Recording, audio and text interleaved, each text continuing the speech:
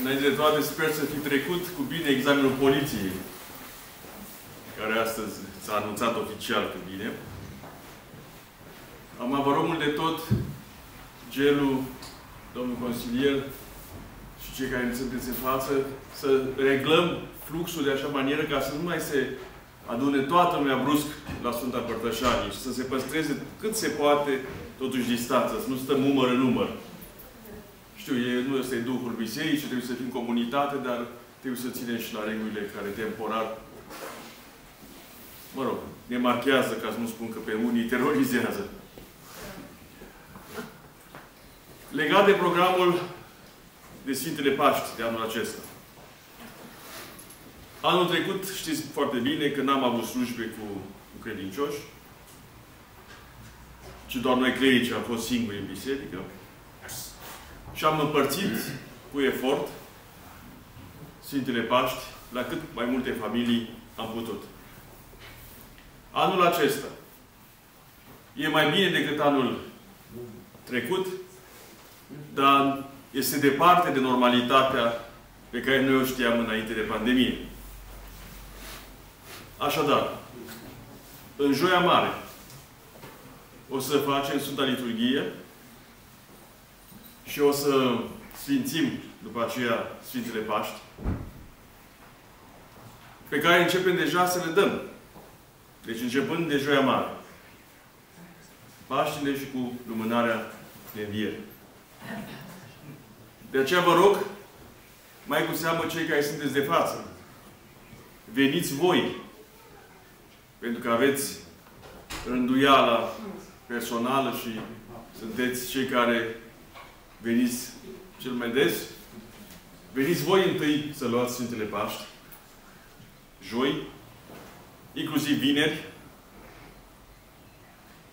și inclusiv sâmbătă dimineața. Astfel încât, la slujba propriu-zisă a învierii, să-i lăsăm să vină pe ceilalți care nu știu de rânduiala noastră.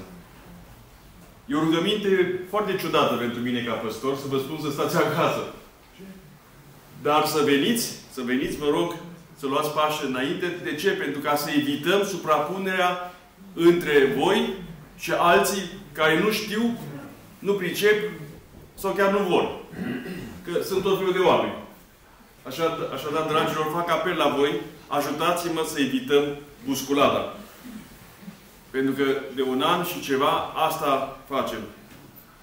Ne rugăm pe un fir foarte subțire între permis și interzis.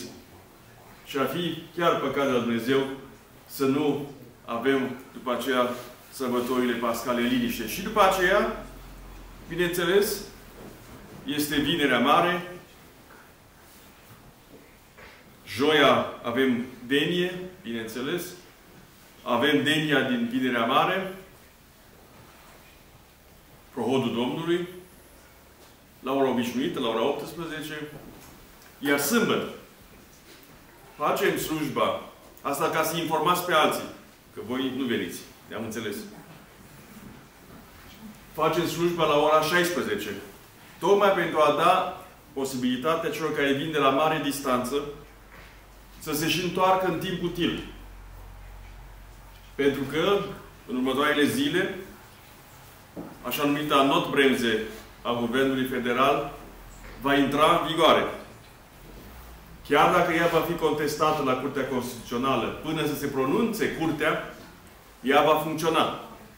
Deci noi, perioada noastră pascală, Săptămâna Mare, Săptămâna luminată, cade exact în această perioadă, când de auzul de anșpere este începând de ora 21. Și de aceea nu facem seara, măcar la ora 18, cum am fi făcut de obicei, dacă era la ora 22. Și atunci o facem la ora 16 și mai e ceva. Este ora la care, pe fusul Ierusalimului, care e și al României, se face cu adevărat slujba de înviere la Sfântul Mormânt. Noi avem o tradiție simbolică de a o face la miez de noapte, simbolizând în felul acesta, într-adevăr, lumina care luminează întunericul. Învierea care luminează mormântul. Dar Sfânta Lumină de la Ierusalim vine la prânz. Așa încât nu este nicio inovație, e doar ceva puțin altfel decât știm noi de regulă. De copii și până astăzi. După care, sigur, duminica este slujba obișnuită, iar după aceea avem luni și marți, iarăși, cele 3 zile pascale, avem liturghii la care vă aștept cu drag. Pentru că cei mai mulți se vor înghesui sâmbătă și se vor înghesui duminică.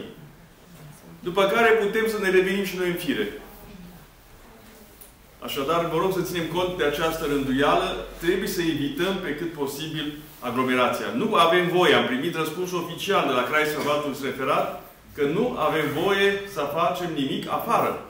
Pe unde mă gândeam pe pajiște că e spațiu mare, am încercat să le aducem argumente. Nu?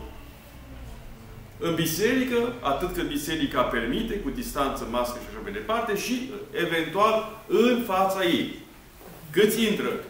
Și mi-au și spus, cei care nu intră în curte pot să stea și pe trotuar, pe spațiu public. Ei nu o să aibă nimic împotrivă. Dacă noi o să stăm și pe spațiu public. Sigur, lăsându-i pe biciclist să treacă. Deci, așadar, să avem grijă că e un examen de maturitate și al comunității noastre. Dacă știm, vrem și putem să respectăm niște reguli spre folosul nostru al tuturor. Acum, trecând la partea mai ziditoare. A 5-a duminică a postului mare, v-am spus la începutul postului că toate aceste duminici sunt niște trepte, sunt o formă de călătorie, sunt stații. Fiecare cu semnificația și cu adâncimea proprie. Așadar, a 5-a duminică este duminica dedicată unei figuri extraordinare, Maria Egipteană. Sfânta, cuvioasă Maria Egipteană. Care după o viață de femeie ușoară, de curvă, cum se spune românește direct, care făcea acest lucru uneori și pe gratis. Atât de adâncă era plăcerea în firea ei căzută, încât se dusese vestea în toată Alexandria, în Egipt. La un moment dat, primește oferta să facă un drum la Ierusalim. Și se duce și ea din curiozitate.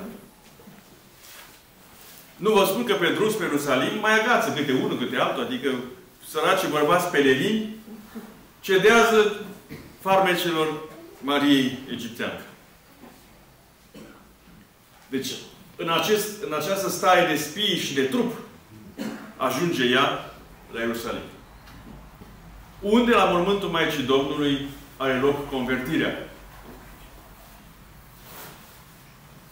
Când, de pe acum, omul vechi a murit și a început să se nască și să crească cel nou. Pe scurt, au urmat 47 de ani de viață în pustie. 47 de ani de viață în pustie. Noi n-am fi aflat, probabil, despre biografia aceasta pilduitoare, dacă nu s-ar fi îngăduit Dumnezeu să trimită un alt cuvios, Zosima, care să o întâlnească, așa zis, întâmplător în pustie, și care a ascultat-o puțin neîncrezător.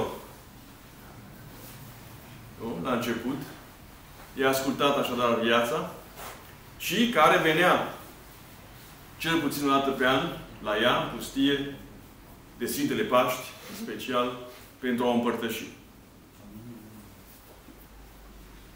Ultima dată când s-au despărțit, au rămas înțeleși că se vor revedea la anul de Sfintele Paști, la Învierea Domnului. Sfântul Zosima, care și el între timp a fost ridicat la cinstea altarelor, a venit, dar a găsit-o pe Maria Egipteanca deja trecută la Domnul. și lăsase pe nisip câteva cuvinte, un fel de la revedere. Rugându-se cuviosul Zosima lângă trupul pusnicei Maria Egipteanca, a simțit în spate respirația și a văzut umbra, parcă și vedem imaginea, coama bogată a unui leu. Evident că s-a speriat, leul însă i s-a înclinat, era prietenul, era animalul de casă al Mariei Egipteanca. De-al minteri Sfinții, dragilor, vedem că au o relație extraordinară, mai cu seamă cu animalele fioroase. Cu leul în special, în țările calde, sau cu ursul, în spiritualitatea slavă rusească.